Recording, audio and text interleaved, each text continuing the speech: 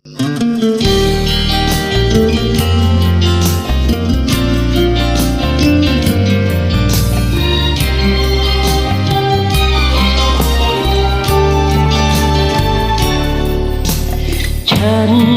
บอกกับเธอวันนั้นว่าฉันรักเธอแม้ผ่านมานาน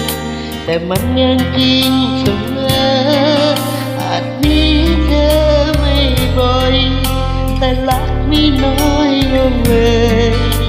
เพราะว่าเธอคือคนที่รักฉันจริงที่เกิดมาเพื่อฉัน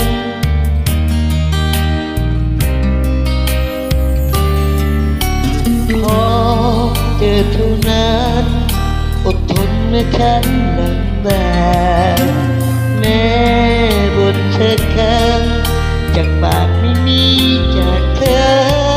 อดทนแม้เราไม่ค่อยมีชีวิตที่ดีสักเท่าไรไม่เป็นไรหากหัวใจเรายังสู้จะทำความฝันในใจ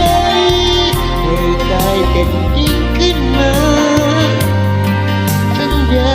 ว่าฉันจะดีให้เหมือนเธอดีกับฉันอาจมีแค่สองมืออาจจะยึดที่ความรักมันมีเธอเคียงข้างกันเช่นนั้นจะคว้าดาวมาให้เธอ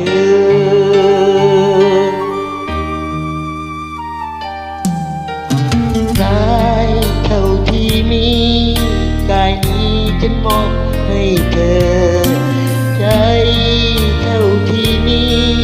ใจนี้จะมีแต่เธอต้องคอยท้องฟ้าหลังฝนซาเมฆลายบนหลังคาบ้านเราไปอดทนไว้ต้องสักวันเป็นวันของเราจะทำความฝันในใจ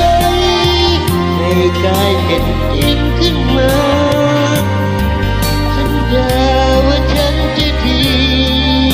ให้เหมือนเธอดีกับฉันอาจมีแค่สองมือแต่จะยึดถือความรักมัน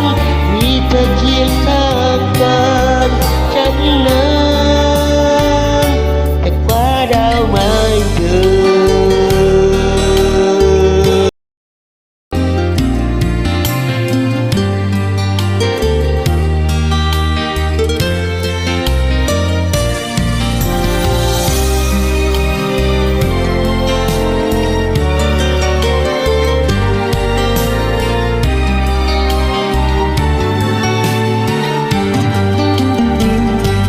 ทำความฝันในใจ